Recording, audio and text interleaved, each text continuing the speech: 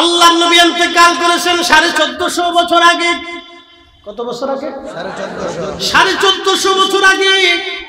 কিন্তু আপনি যদি নবীর সুঘ্রাণ নিতে চান, এখনো পৃথিবীর 2টা জায়গা আল্লাহর নবীর সুঘ্রাণ পাবেন। সুবহানাল্লাহ বলবেন না? কয় জায়গা? 2 জায়গার পরিচয় আজকে আমি দিয়ে যাব। যদি কোনোদিন যাওয়ার সুযোগ হয়, নিজে সুঘ্রাণ নিয়ে আসবেন। 1 নম্বর বাইতুল আকসা। যে বাইতুল আকসা নিয়ে ইহুদিদের সাথে আমাদের লড়াই আজ চলমান আছে। ওই ফিলিস্তিনে আজকে খবরে দেখলাম 42,000 ফিলিস্তিনি এই পর্যন্ত জিহাদে শহীদ হয়ে গেছে। যদিও এটা খবরের পরিসংখ্যান, কিন্তু আরো বেশি। ধরেন লক্ষখানিক ফিলিস্তিনি এই পর্যন্ত শহীদ হয়েছে 1 বছরে। 75 বছর ধরে ফিলিস্তিনি মুসলমানদের বাড়ি ঘরগুলি দখল করে জালিমরা হত্যা করতেছে তাদেরকে, কিন্তু 75 বছরে তারা মাথা নত করে নাই। বলো হুজুর কারণ কি? ওই জমিনে সাইয়েদুনা ইব্রাহিম আলাইহিস সালাম ঘুমিয়েছেন। ওই মসজিদ যিনি তৈরি করেছিলেন তেনার নাম হযরতে ইয়াকুব আলাইহিস সালাম। তেনার বাবার নাম হযরত ইসহাক আলাইহিস সালাম। তেনার বাবার নাম সাইয়েদুনা ইব্রাহিম খলিলুল্লাহ আলাইহিস সালাতু ওয়াস সালাম, যিনি আমাদের মিল্লাতের বাবা, আমাদের মিল্লাতের বাবা, আমাদের মিল্লাতের বাবা। মিল্লাত আবিকুম ইব্রাহিম হুয়া সাম্মাকুমুল মুসলিমিন।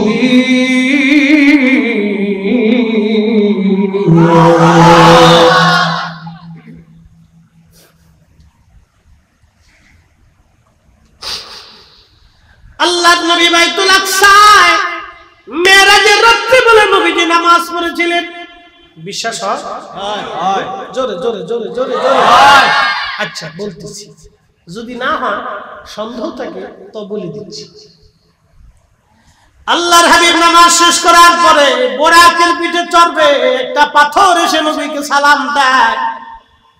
নবীজি বললেন, পাথর কেন তুমি আমারে সালাম দাও? বলে হুজুর বহু বছর আপনার অপেক্ষায় দাঁড়ানো। বাবাজি, আমরা আহলে সুন্নাত ওয়াল জামাতের অনুসারী যারা আছি, আমাদের কথা কাজকে আপনারা ছোট করে দেখবেন না। মত ভিন্ন হতে পারে, দল আলাদা হতে পারে, কিন্তু কুরআন আমাদের এক, রাসূল আমাদের এক, ঠিক কিনা?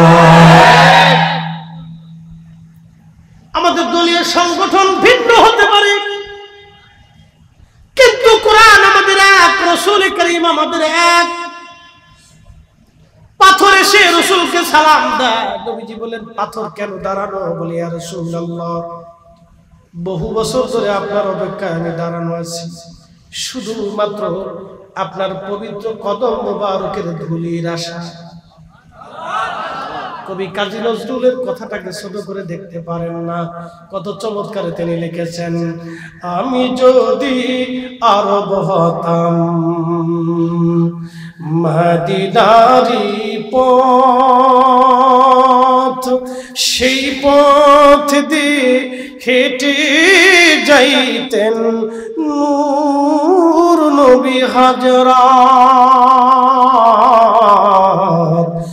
নূর নবী হাজরাত।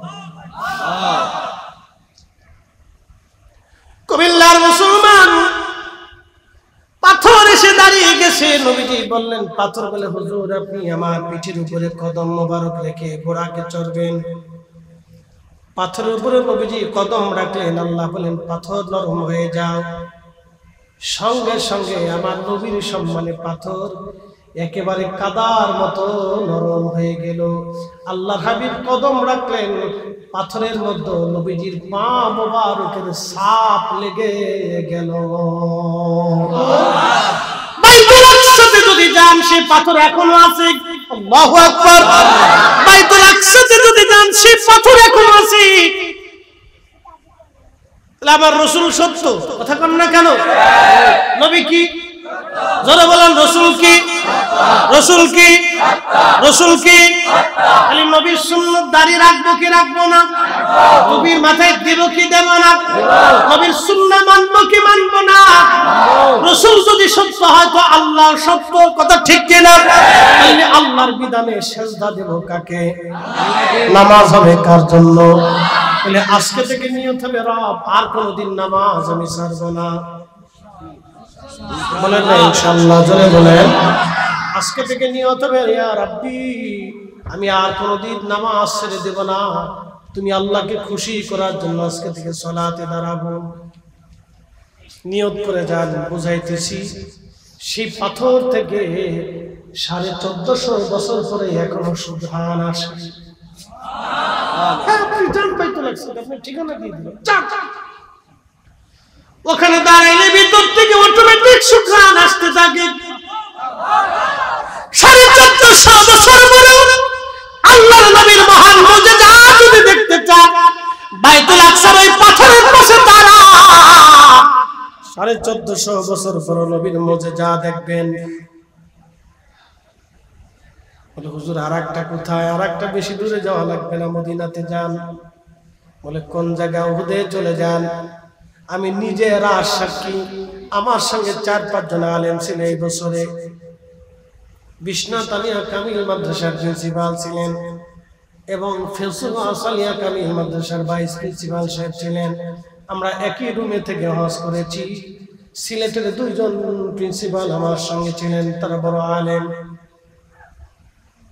4-5 জন আলেম একসঙ্গে গেলাম রাত্রিবেলা। জীবনে কোনোদিন দিনের ভাগে উহুদে গেলাম, কিন্তু রাতে কোনোদিন যাই নাই।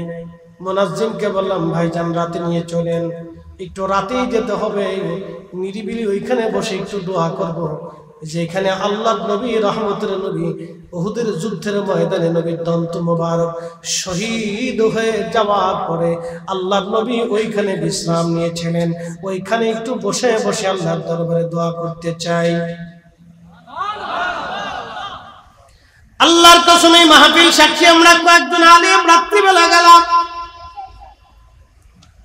এই বছরে তারগুলি তার কাটা দিয়ে ঘিরে রাখা ছিল, কেটে ফেলে দিয়েছে হাজিরা। ভিতরে ঢোকার জন্য কারা কাটছে জানি না। ওই তার কাটার ভিতর দিয়ে কাটা স্থান দিয়ে আমরা ভিতরে পাহাড় বেয়ে বেয়ে উপরে উঠলাম। ওঠার পরে দেখি যে এখানে উহুদের পাহাড়ের পার্শ্ববর্তী স্থানে ফাঁকা জায়গা সিমেন্ট দিয়ে সুন্দর করে সৌদি সরকার লাগাই দিয়েছে, যাতে ভিতরে কেউ ঢুকতে না পারে। জানালার মতো একটু কেটে রাখা হয়েছে যাতে ভিতরে মুখ দিয়ে কেউ দেখতে পারে। আল্লাহু আকবার। আমি রাত্রিবেলা গেলাম, আমরা কয়েকজন যখন ওইখানে উঠলাম, উঠার পরে লক্ষ্য করলাম বাতাসের মাধ্যমে, আল্লাহু আকবার, বাতাসের মাধ্যমে উহুদ পাহাড়ের ওইখান থেকে আল্লাহর জান্নাতের সুবহান আসতেছে। আল্লাহর কসম করে বলি আমি নিজের সাক্ষী, আমার নাককে তো ফাঁকি দিতে পারি না।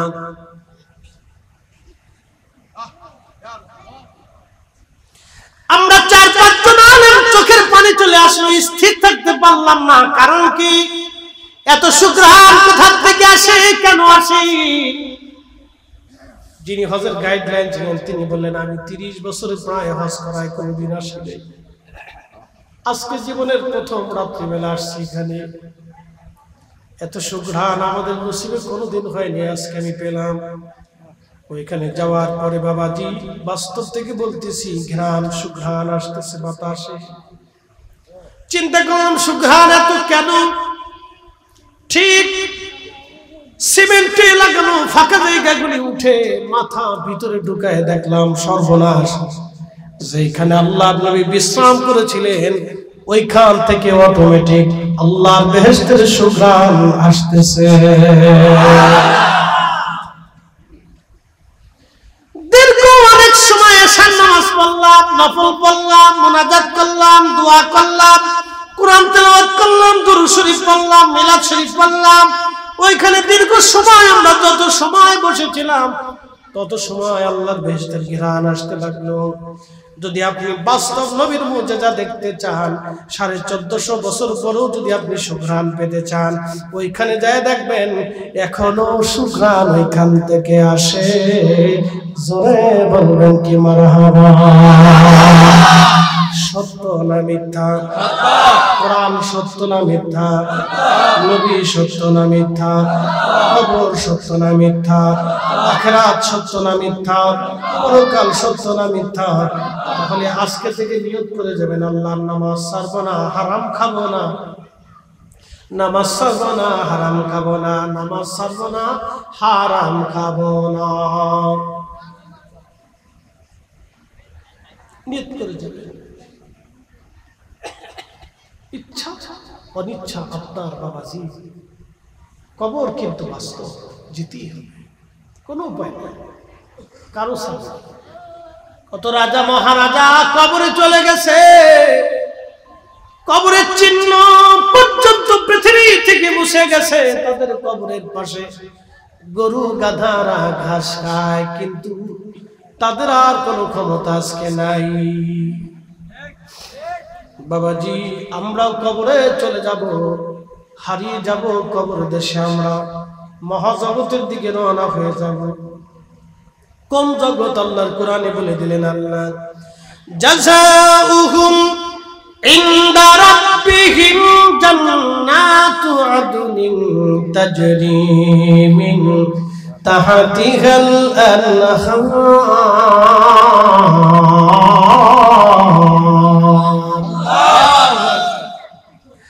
আনহার খালিদিনা ফিহা আবাদা।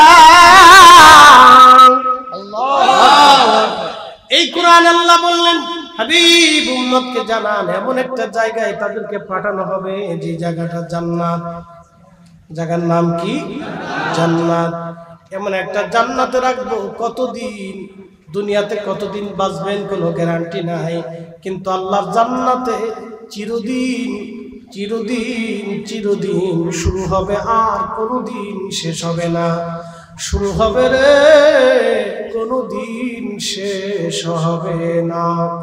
শুরু হবে রে, কোনোদিন শেষ হবে না।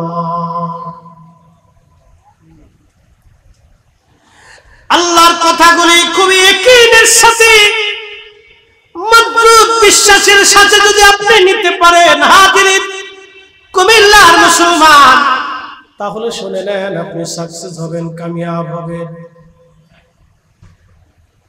এই জন্য কোরআন শরীফের কথাগুলি আপনাকে নির্বাক্যে নিশ্চিন্তে দ্বিধান চিন্তে মেনে নিতে হবে। আল্লাহ যাহা বলেছেন তাহাই হবে, কারণ সমগ্র সৃষ্টিগুলি আল্লাহর আইনে চলে। জবাব দিবেন কি? সূর্য কার আইনে চলে? আশ-শামসু ওয়াল কামারু বিহুসবানি ওয়ান নাজমু ওয়াশ-শাজারু ইয়াসজুদান।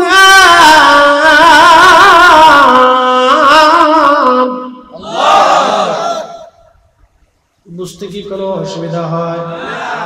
তাহলে মুনাজাত কি করে দেব? কিছু সময় তো চলবে ইনশাআল্লাহ। আল্লাহ কবুল করুন, সকলে বলেন আমিন। একবারে বেশি কষ্ট দেব না, একটু বসে হয়ে গেছে। আমি আমার মূল কথা বলে ফেলছি, আমার একটু বোঝানোর দরকার, বুঝিয়ে দিয়েছি। এখন একটু শুনে যান। সূর্য আশ-শামসু ওয়াল কামারু বিহুসবান, আল্লাহ বলতেছেন সূর্য এবং চাঁদ আমি আল্লাহর দেওয়া নির্দিষ্ট পথে চলতে থাকি। আমার দিকে দেখেন, আমাদের দেশে কুত্তা আছে না? বাংলাদেশে প্রত্যেক অর্থ বছরে এই খাবারের জন্য একটা বাজেট হয়, চিকিৎসা খাতে বাজেট হয়, বাণিজ্য খাতে বাজেট হয়, বিভিন্ন খাতে বাজেট হয়। যে এই খাতগুলিতে আমাদের এত টাকা বাজেট, এই বাজেটগুলি এইভাবে ব্যবহার করতে হবে। তো রব্বে কারীম আমাদের এই বাংলাদেশে কুত্তা দিছে, শিয়াল দিছে, বিলাই দিছে। আচ্ছা বলেন, ওদের জন্য কি কোনো বাজেট টাজেট আছে? হ্যাঁ নাই। আমাদের খাদ্য অধিদপ্তর আছে, প্রত্যেক জেলাওয়ারি খাদ্য গুদাম আছে। বিশেষ প্রয়োজনে দেশের স্বার্থে এই খাদ্য গুদামগুলিতে খাদ্যজাত করা হয়। ধান, গম এগুলি এই খাদ্য গুদামের ভিতরে স্টক করে রাখা হয় বিশেষ সময়ের জন্য। কিন্তু বলেন কুত্তা, বিলাই ওদের জন্য কি কোনো গুদাম টুদাম আছে? হ্যাঁ, তাহলে ওদেরকে খাবার দেয় কে? একসাথে বলে আল্লাহ। আচ্ছা, সমুদ্রের ভিতরে কোটি কোটি মাছ, খাবারটা দেয় কে? তিমি মাছের প্রত্যেক দিন একটা তিমিরে 110 মণ খাবার যিনি খাওয়ান, অথচ ব্যাংক নাই, ব্যালেন্স নাই, খাদ্য গুদাম নাই, কিছু নাই। যিনি তিমি মাছরে এরকম হাজার হাজার লক্ষ লক্ষ তিমিরে আল্লাহ খাওয়াই রাখেন, সেই আল্লাহ যিনি তিমিরে খাওয়ান, মাছেরে খাওয়ান, গাছেরে খাওয়ান, পশুরে খাওয়ান, পাখিরে খাওয়ান, মানুষরে খাওয়ান, সব সৃষ্টিকে তিনিই খাওয়ান। তাহলে সেই আল্লাহর উপরে ভরসা রেখে সুদ, ঘুষ এগুলি না খেলে কি মানুষের চলে না? কথা কন না কেন? চলে না? চলে। কিন্তু যারা খায় তারা আসলে অরিজিনাল মানুষই না, মুসলমান পরে আসে। কি কথা কন না কেন? ওরা মানুষই না, মুসলমান পরে আসে। মুসলমান পরে আছেন, মানুষের কাতারি মুসলমান পরে আসে।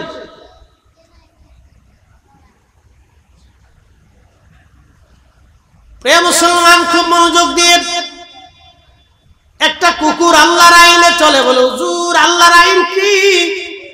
এই কুত্তাটাকে আল্লাহ নিজে সৃষ্টি করে দিলেন, আল্লাহর কুত্তার একটা আইন দিয়ে দিলেন, তুমি জনগণের মধ্যে থাকবা।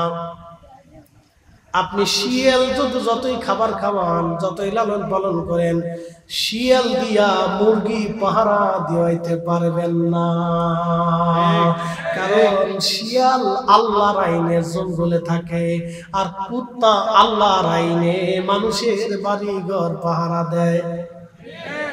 আপনি জঙ্গলের বাঘ এনে মুরগি গরু পাহারা দেওয়াইতে পারবেন না, কারণ আল্লাহর আইনে বাঘ জঙ্গলে বসবাস করে, আর বাড়ি পাহারা দেওয়ার জন্য আল্লাহর আইনে কুত্তা বিলাই আপনার ঘরে থাকে। আপনি ইচ্ছা করলে ইঁদুর দিয়ে সুন্দর করে খাওয়াইয়া আপনার ঘর পাহারা দেওয়াইতে পারবেন না, কারণ ইঁদুররা আল্লাহ আইন দিয়ে দিছে, তুই গেরাস্তার ওই কাইটা কুইটা খাইয়া দিয়া সাপ করে দিবি। আর আল্লাহ বিড়ালরে আইন দিয়ে দিছে, তুই ইঁদুর দাবড়াইয়া তোর মালিকের বাড়ি ঘর পরিষ্কার করে রাখবি।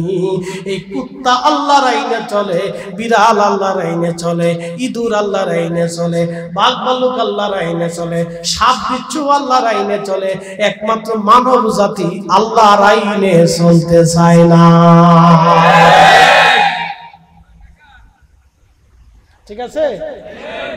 কি মুরব্বীরা, সামনে মুরব্বী বসে গেছে। আপনাদের এলাকার একটা দিক খুব ভালো, বাচ্চারা সামনে বসে। একবারে এই ঢাকার এই পর থেকে শুরু হয় চট্টগ্রাম, আবার ওই দিক থেকে শুরু হয় সিলেট, বাচ্চারা সামনে থাকে।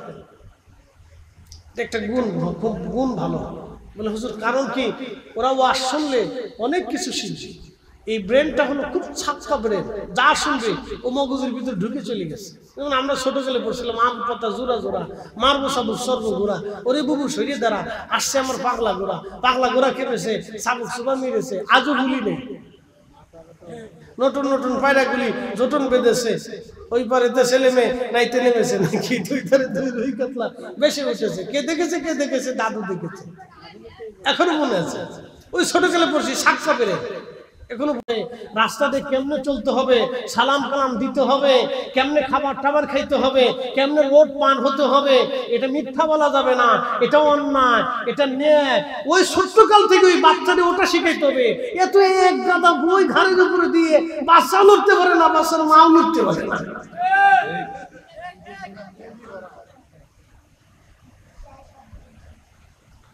ওই ছোট্টকালে বাচ্চাকে যদি আপনি হক বেহক, ন্যায় অন্যায় বুঝাই দেন, তাহলে একবারে মরার একদিন পর্যন্ত ন্যায় অন্যায় বুঝতে থাকবে।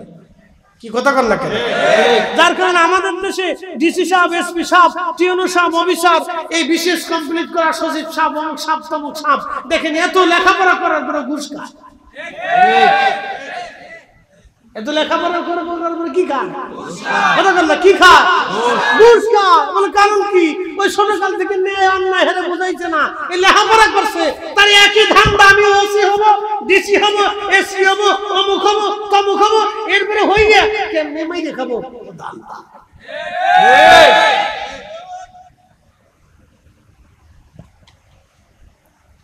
আমার কথা রাগ করলে কিছু করার নাই, বাস্তব শিক্ষা থেকে বাচ্চারা দূরে চলে যাচ্ছে।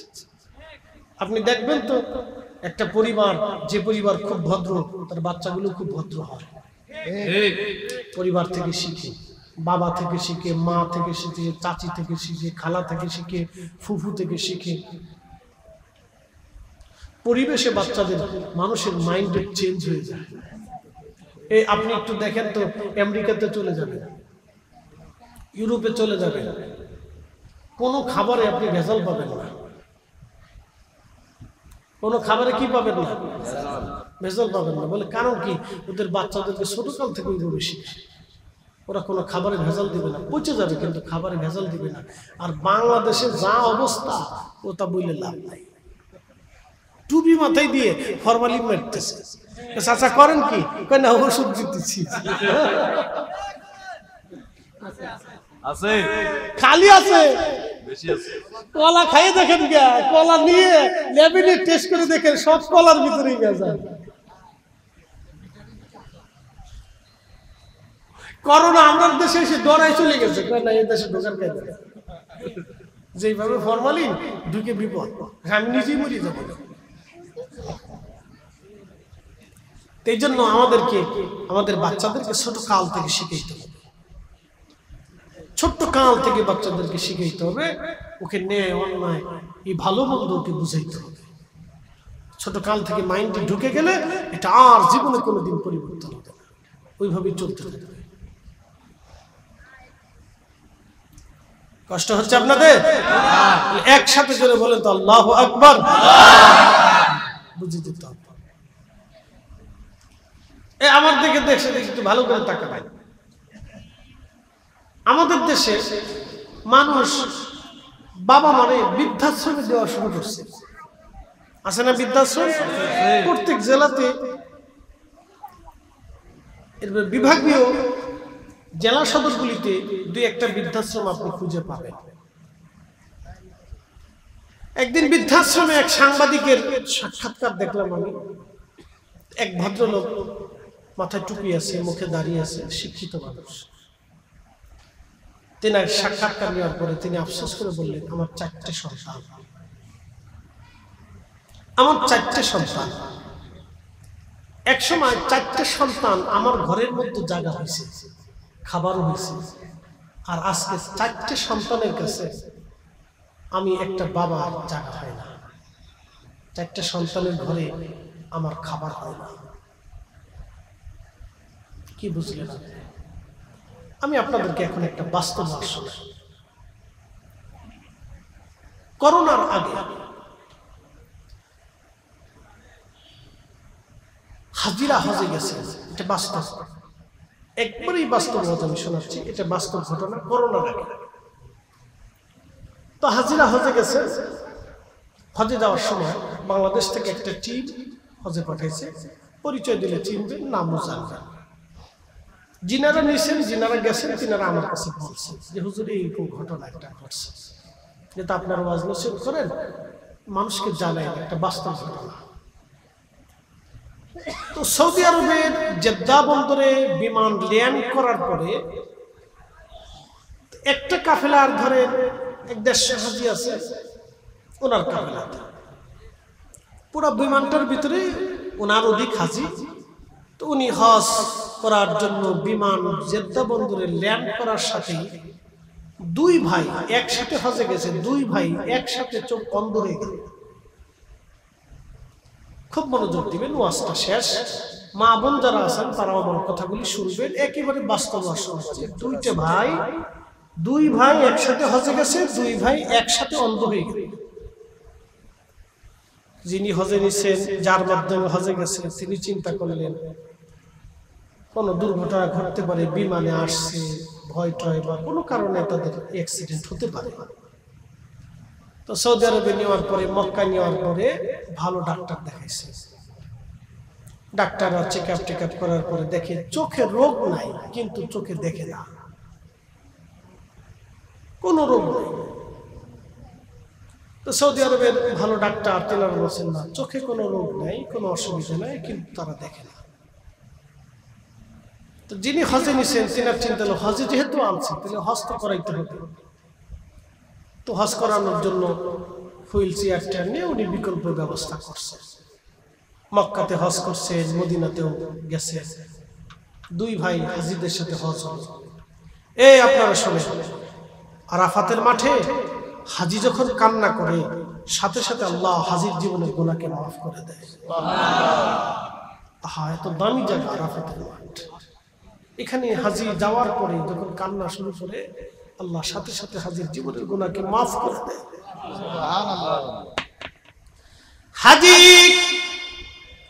দুই ভাই একসাথে হজ করলেন, কিন্তু অন্ধ। আরাফাতের মাঠ দেখতে পারলেন না, মুজদালিফা নাই, মিনা নাই, জমারাত নাই, খোদার ঘর দেখতে পারলেন না, সাফা মারওয়া দেখার সুযোগ হলো না।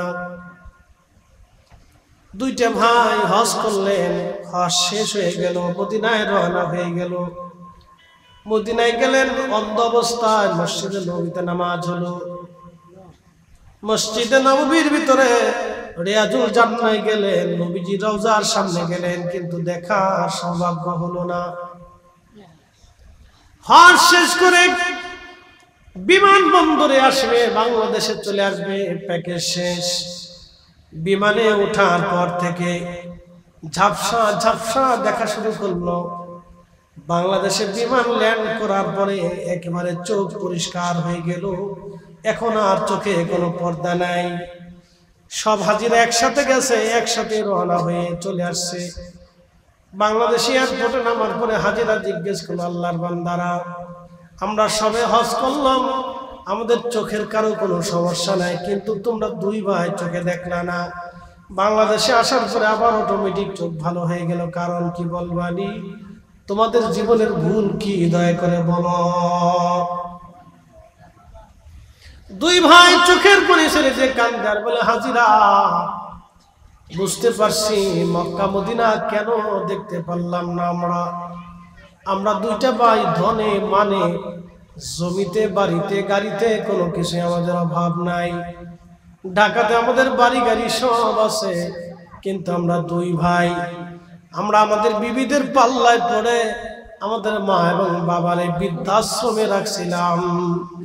আজকে মক্কায় গেলাম, মদিনায় গেলাম, খুদার ঘর দেখার সুযোগ আমাদের হয় নাই, কারণ দুনিয়াতে মা বাবার শান্তি দেই নাই। বাস্তব থেকে আজকে বলে দিয়ে গেলাম, কুমিল্লাবাসী, বাস্তব থেকে বলে দিয়ে গেলাম, যদি আপনার উপরে বেজার হয়ে যায়, আমার উপরে বেজার হয়ে যায়, জিন্দেগির আমলগুলি বরবাদ হবে। খোদার ঘরে দাঁড়িয়ে কানলেও আমার মালিক মাফ করবে না, ঠিক কিনা? বাংলাদেশে হাজার হাজার যুবক কর্তৃক বাবা মা নির্যাতিত হয়, হাজার হাজার যুবক যুবতীদের দ্বারা বাবা মা নীরব নির্যাতনের শিকার হয়।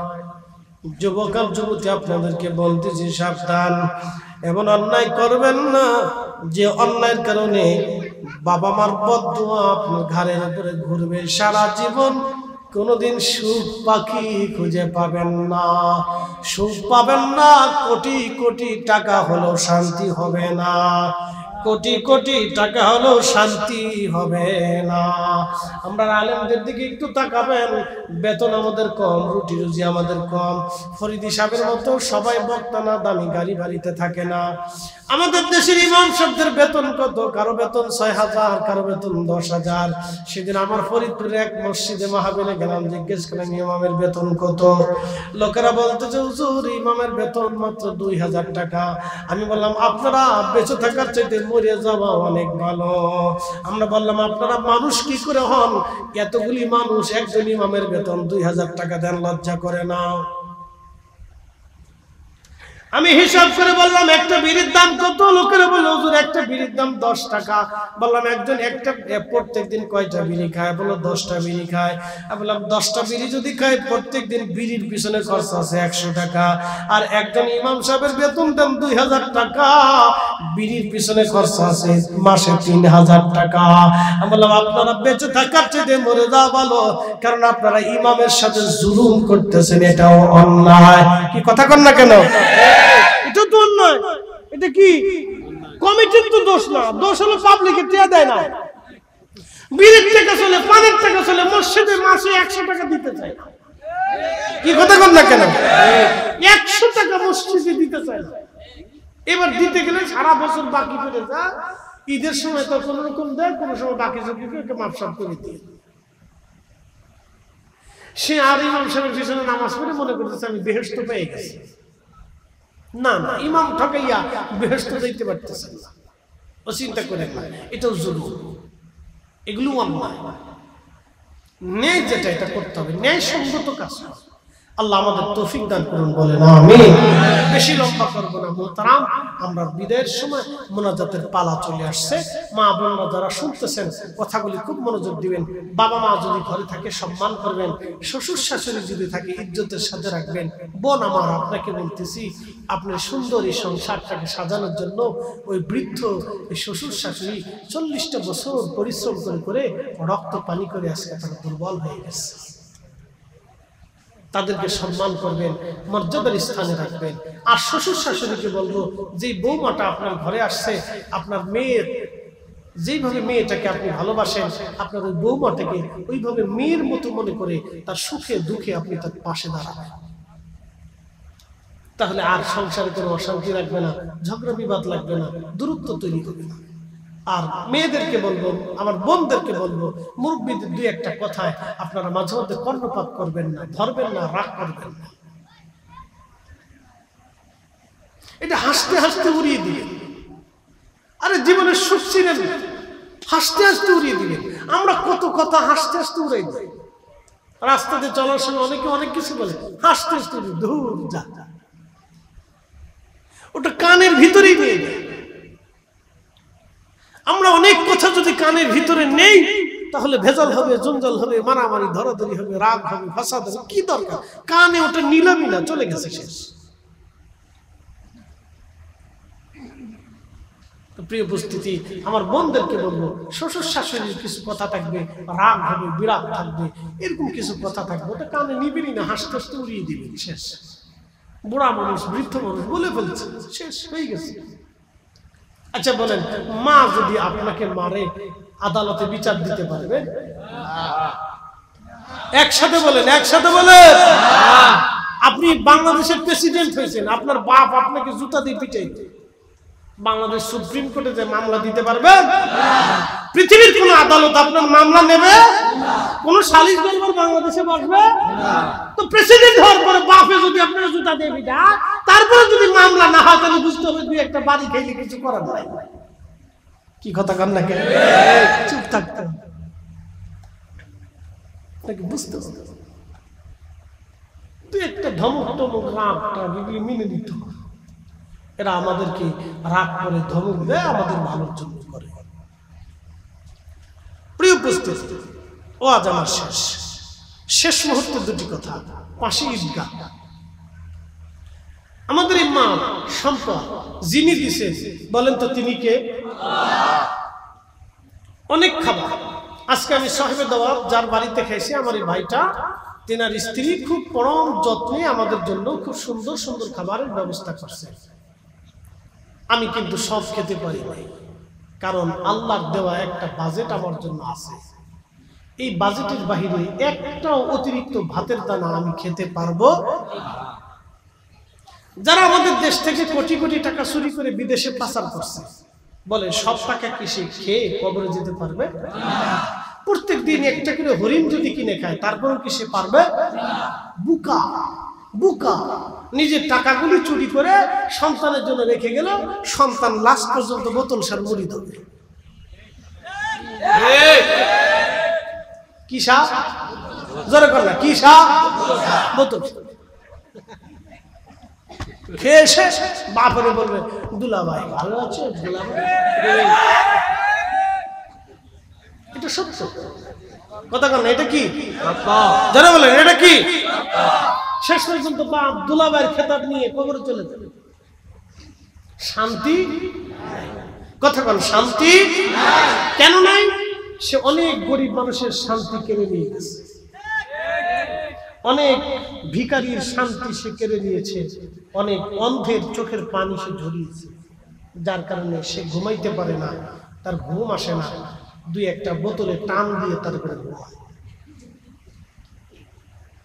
যদি আপনি বিশ্বাস না করেন, গুলশান বনানী অমুক জায়গা তমুক জায়গা খোঁজ খবর নিয়ে দেখেন।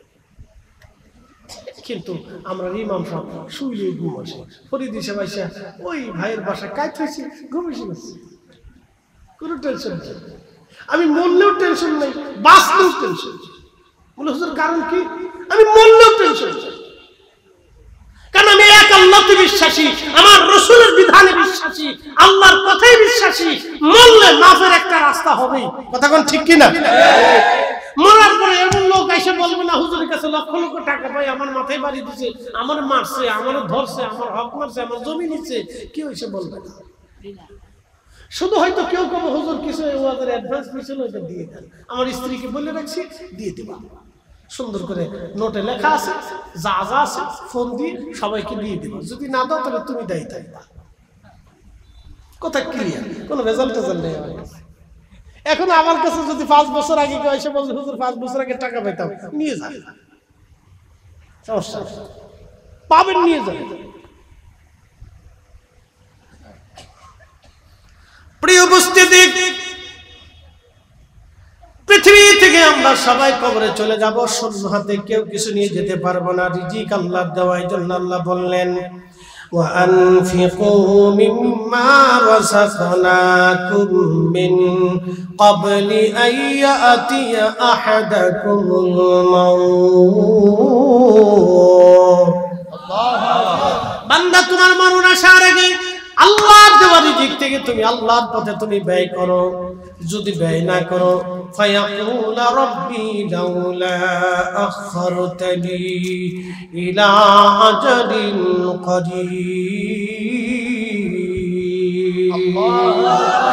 দুনিয়ার ভিতরে, দুনিয়ার রুটি রুজি থেকে যারা আল্লাহর পথে ব্যয় করে না, খরচা করে না, কিপন কিপটে যারা জমা জমা করে রেখে দিয়ে চলে যায়, আমার রব বলতেছেন হে আমার বান্দা শোনো, শোনো, কিয়ামতের ময়দানে হাতের গোশতগুলি কামড়ায়া কামড়ায়া টেনে টেনে টেনে টেনে ছিঁড়ে ফেলবে, আর বলবে ফায়াকুল রব্বি, ও আমার রব লাউলা আখারতানি ইলা আজালিন করিব, আমাদেরকে আবার দুনিয়াতে পাঠান, আবার দুনিয়াতে পাঠান, আবার পাঠান, ফাআসসাদাকা, বেশি বেশি করে সদকা দিব, ওয়া আকুম মিনাস সলিহিন, নেককারদের অন্তর্ভুক্ত হয়ে যাব।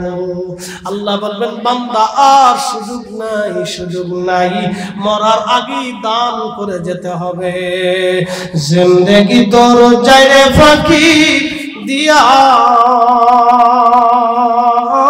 রে সোনার আদর, জিন্দেগি তোর যায় ফাঁকি দিয়া। ও আদম রে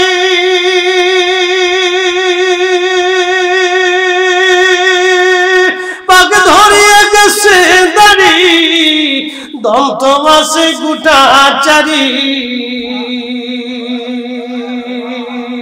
সমন জারি গিয়াছে করিয়ারে সোনার আদর, জিন্দেগি তোর যায় ফাঁকি।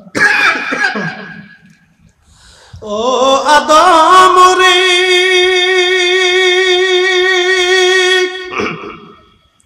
কামিনের ওই কোলেতে কাল ঘুমেতে রইলি তুই, সারা নিশি কাটাইলি তুই ঘুমাইয়া ঘুমাইয়া রে সোনার আদম, জিন্দেগি তো যায় ফাঁকি দিয়া।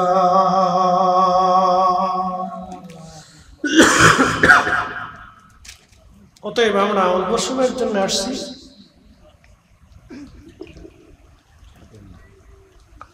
আবার চলে যাব। থাকার জন্য আসলে মিন ক্বাবলি আইয়াতি আহাদাকুমুল মাউত, মরণ আসার আগে দিতে হবে ঈদগাহ। আপনারা ঈদের নামাজ পড়বেন সুন্দর করে।